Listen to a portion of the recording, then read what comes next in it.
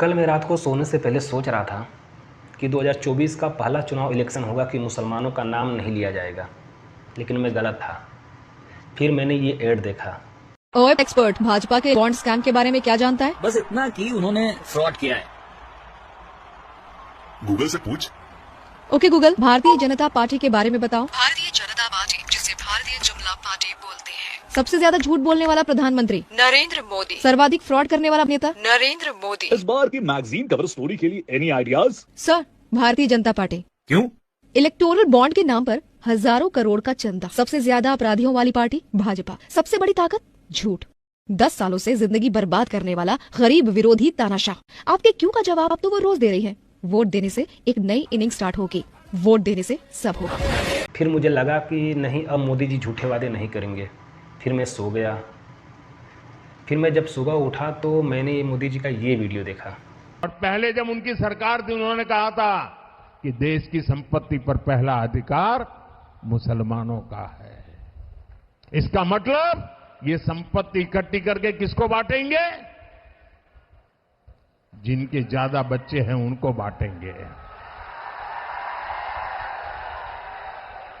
घुसपैठियों को बांटेंगे। क्या आपकी मेहनत की कमाई का पैसा घुसपैठियों को दिया जाएगा? आपको मंजूर है ये? फिर भी मुझे विश्वास नहीं हुआ कि इतने बड़े देश के इतने बड़े ओहदे पे रहकर इतनी बड़ी झूठ नहीं बोल सकते हमारे देश के प्राइम मिनिस्टर। फिर मैंने क्या किया, अब सच्चाई पता लगाने की कोशिश की। उसके लिए मुझे 18 साल पीछे जाना पड़ा। तो मैंने पूर्व प्राइम मिनिस्टर मनमोहन सिंह का ये वीडियो देखने को मिला। 18 साल पीछे इसलिए जाना पड़ा क्योंकि 18 साल के पहले का ये वीडियो है और इंग्लिश में है, क्योंकि वो पढ़े लिखे प्रधानमंत्री थे और वो डॉक्टर भी थे। इसलिए वीडियो को देखते हैं, इसके बाद आपको हिंदी में फिर मैं आपको बताऊंगा।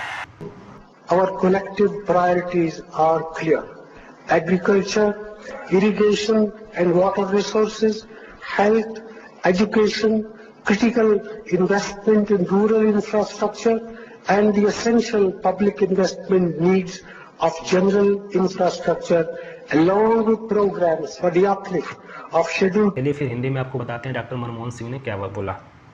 मेरा मानना है कि हमारी सामूहिक प्राथमिकताएं स्पष्ट हैं। कृषि, सिंचाई, संसाधन, स्वास्थ्य, ग्रामीण, शिक्षा, बुनियादी ढांचे में महत्वपूर्ण निवेश और सामान्य बुनियादी ढांचों के लिए आवश्यक सार्वजनिक निवेश की जरूरतों के साथ अनुसूचित जाति, अनुसूचित जनजाति, अन्य पिछड़े वर्गों के लिए उत्थान के लिए कार्यक्रम, अल्पसंख्यक और महिलाओं और बच्चों के लिए।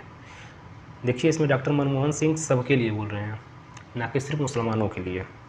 महिलाएं और बच्चों के लिए कार्यक्रम, अनुसूचित जातियों और अनुसूचित जनजातियों के लिए योजनाओं का पुनर्जीवित करने के लिए ज़रूरत है। हमें नई योजना लाकर यह सुनिश्चित करना होगा कि अल्पसंख्यकों का, खासकर मुसलमानों का भी उद्धार हो सके, विकास का फ़ायदा मिल सके। इन सभी का संसाधनों पर पहला दावा है, केंद्र के पास बहुत सारी जिम्मेदारियां हैं और ओवरऑल संसाधनों की उपलब्धता में सबकी ज़रूरतों का समावेश करना होगा। तो डॉक्टर मनमोहन सिंह सिर्फ मुसलमानों के लिए नहीं, महिलाओं के लिए, बच्चों के लिए, अनुसूचित जातियों के लिए, अनुसूचित जनजातियों के लिए, पिछड़ों के लिए, अल्पसंख्यकों के लिए, मनमोहन सिंह सबकी बातें कर रहे हैं। और प्रधानमंत्री जी क्या बोल रहे हैं? और पहले जब उनकी सरकार थी उन्होंने कहा था कि देश की संपत्ति पर पहला अधिकार मुसलमानों का है। के बाद मुझे समझ आ गया कि ये जो एड है, गूगल से पूछ। Okay Google, Bharatiya Janata party के बारे में बताओ। भारतीय जनता पार्टी, जिसे भारतीय जुमला पार्टी बोलते हैं। सबसे ज्यादा झूठ बोलने वाला प्रधानमंत्री? नरेंद्र मोदी। सर्वाधिक फ्रॉड करने वाला नेता? नरेंद्र मोदी। इस बार की मैगजीन कवर स्टोरी के लिए any ideas? Sir, Bharatiya Janata party. क्यों? इलेक्टोरल बॉन्ड के नाम पर हजारों करोड़ का चंदा। सबसे ज्यादा अपराधियों वाली पार्टी भाजपा। सबसे बड़ी ताकत झूठ। 10 सालों से जिंदगी बर्बाद करने वाला गरीब विरोधी तानाशाह। आपके क्यों का? ये सही है। और मोदी जी झूठ बोल रहे थे और 10 सालों से झूठे वादे करते नजर आए। मोदी जी का पहला झूठ, मोदी जी ने 15 लाख देने का वादा किए थे, वो भी झूठ निकला। दूसरा, काला धन विदेशों से लेके आने की बात किए थे, वो भी झूठ निकला। तीसरा, 2 करोड़ रोजगार देने की बात किए थे, वो भी झूठ निकला। चौथा, अच्छे दिन का वादा किए थे, वो भी झूठ निकला।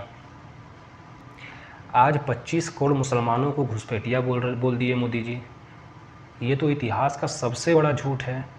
ऐसे बयानों से साफ जाहिर होता है कि 10 सालों में विकास नहीं हुआ है। इसीलिए हिंदू मुस्लिम की बातें करते हैं।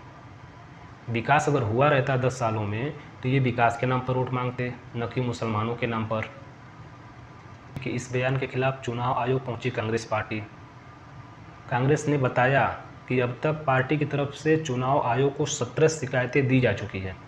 कांग्रेस ने रविवार को राजस्थान के बांसवाड़ा में मुसलमानों को निशाना बनाकर दिए गए प्रधानमंत्री नरेंद्र मोदी के बयान के खिलाफ भी चुनाव आयोग से शिकायत की है। कांग्रेस पार्टी ने एक बयान जारी कर कहा है, देश के प्रधानमंत्री ने राजस्थान में जिस तरह एक समुदाय के लिए भद्दा वक्तव्य दिया वो चुनाव आयोग का उल्लंघन है। चुनाव आयोग को इस पर सख्त कार्रवाई करनी चाहिए।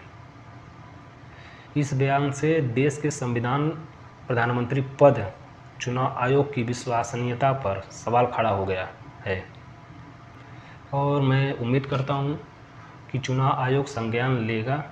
फिर मिलेंगे नेक्स्ट वीडियो में, तब तक धन्यवाद।